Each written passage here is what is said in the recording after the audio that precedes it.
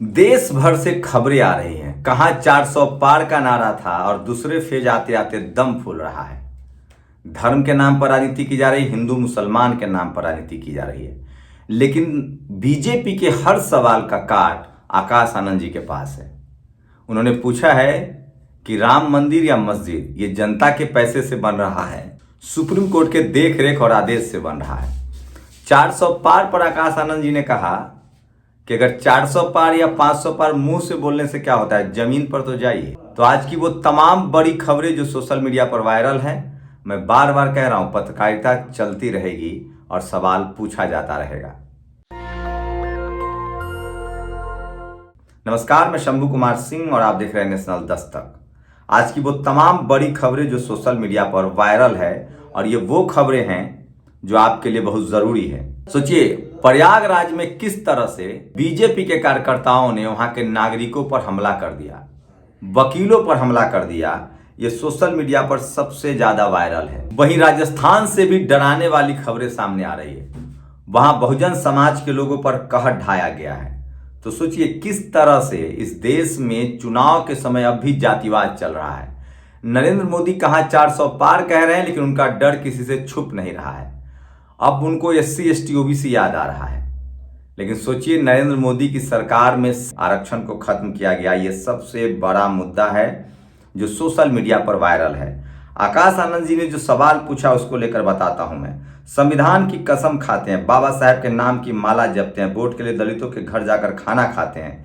ये सारी नौटंकी करने वाली भाजपा की सरकार में दलित छात्रों के साथ कितना भेदभाव किया जा रहा है। लखनऊ यूनिवर्सिटी में बाबा साहेब की जयंती मनाने को लेकर वहां के छात्रों को अब तक आंदोलन चल रहा है। जिस तरह उस तरह से उनको परमिशन नहीं दिया गया, फिर मारपीट की गई और अब उनको सोचिए किस तरह से टॉर्चर किया जा रहा है। बाबू सिंह राठौर, विधायक शेरगढ़, सोचिए ये शख्स किसान तो छोड़िए, जवानों पर हमला कर रहा है। सत्ता की हनक रसूख इस तरह से है कि ये विधायक सरेआम मारपीट कर रहा है। ये अपने आप को मोदी जी के परिवार का सदस्य कहता है। तो कहीं ना कहीं RSS और बीजेपी के नेताओं ने लोकतंत्र को कटघरे में खड़ा किया था। अब जनता उनको कटघरे में खड़ा कर रही है।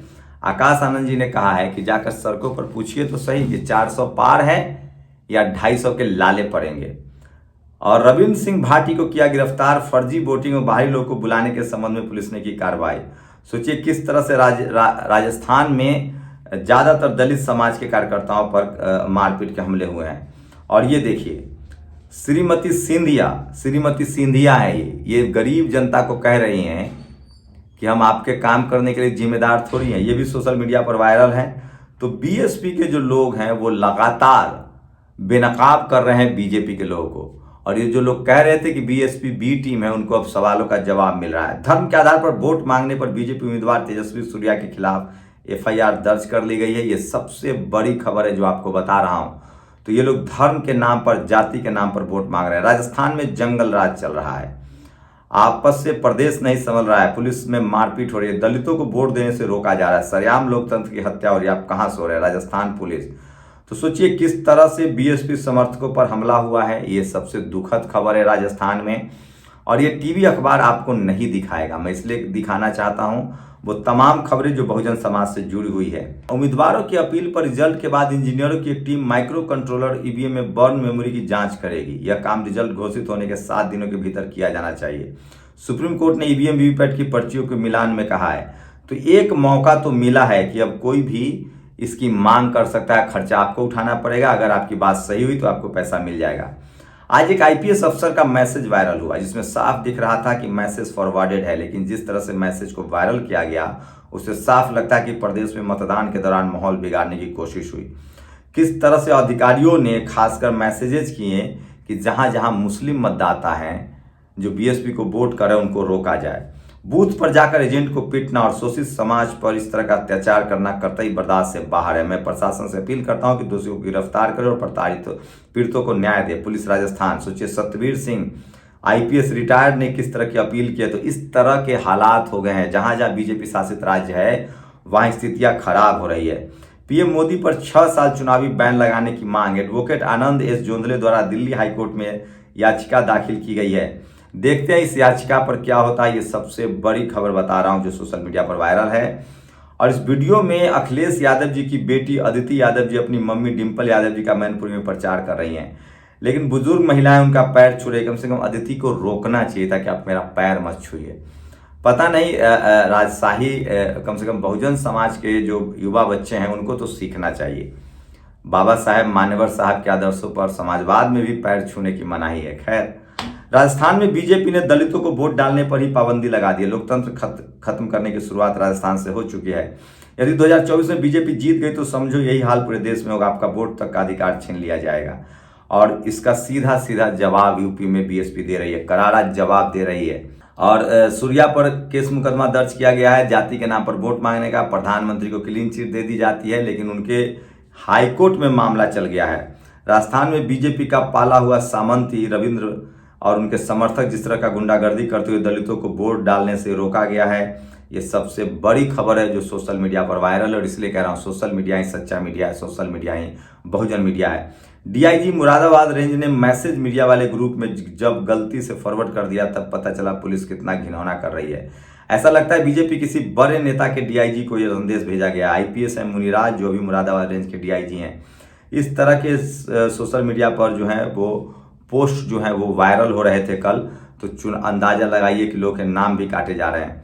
और दलितों की लाश को शमशान में भी सुकून नसीब नहीं। उज्जैन के दलित बहुल क्षेत्र में लोकसभा एससी आरक्षित है।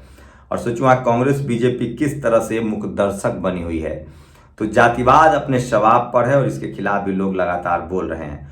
व्हाट्सएप की धमकी, अगर यूजर्स के मैसेज की जानकारी देने के लिए मजबूर किया गया तो हम भारत छोड़ देंगे। सोचिए कौन लोग हैं जो व्हाट्सएप से हमारी और आपकी जानकारी मांग रहे हैं, ये सबसे बड़ा सवाल है। तो बीजेपी पूरी तरह से डरी हुई है।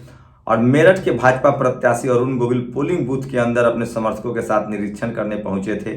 तो पहले फेज और दूसरे फेज के चुनाव से तो साफ है कि बीजेपी का सत्ता से वापस जाना लगभग तय दिख रहा है। और सोचिए एक आरटीआई से जानकारी मिले, हम लोग यूट्यूब चलाते हैं, जैसे ही ईवीएम के खिलाफ वीवीपैट के खिलाफ खबर डालते हैं तो वहाँ एक नोटिफिकेशन आता है कि नहीं ईवीएम और वीवीपैट सही है।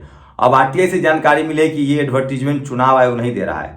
ईवीएम और वीवीपैट की कोई खबर यदि यूट्यूब पर चैनल पर आती है तो उसके नीचे एक नोटिफिकेशन आता है। इसमें ईवीएम मशीन की सुरक्षित एवं सेफगार्ड होने की गारंटी दी जाती है। जब आरटीआई में इस विज्ञापन के बारे में भारत निर्वाचन आयोग से पूछा तो भारत निर्वाचन आयोग ने इस विज्ञापन के संबंध में कोई जानकारी होने से इनकार कर दिया।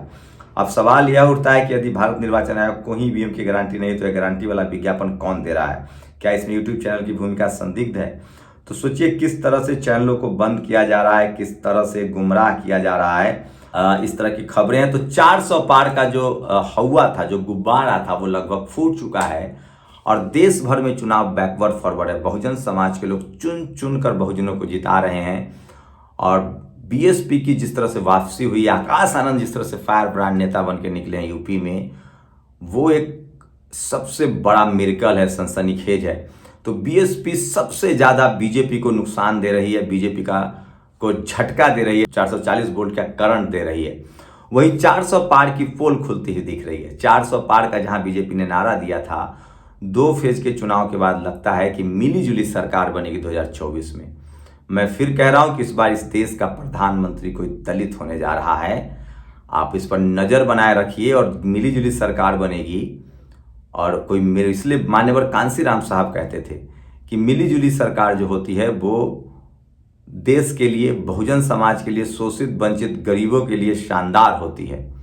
तो 2024 में 400 पार या मिलीजुली सरकार, आपकी क्या राय है? पूरे देश में मेरा जो राजनीतिक अनुभव है, जो मैं पत्रकार के तौर पे देख रहा हूं और अपने क्षेत्र में जो लोगों से घूम रहा हूं, कोई भी दलित, पिछड़ा, आदिवासी, किसान, अल्पसंख्यक बीजेपी से खुश नहीं है। सिवाय टीवी अखबार के कहीं भी 400 पार का नारा नहीं गूंज रहा है।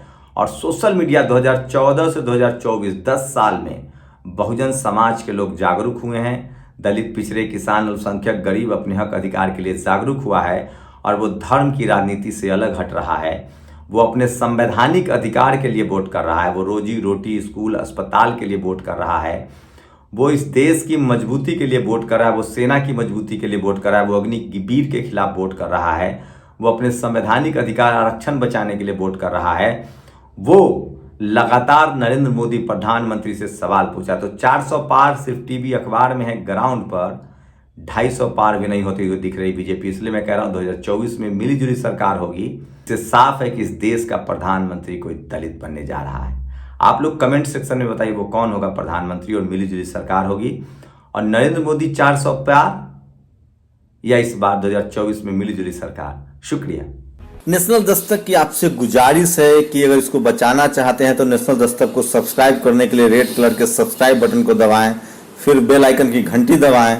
नेशनल दस्तक को बचाने के लिए बहुत जरूरी है कि हर खबर को शेयर करें, लाइक करें, कमेंट जरूर करें।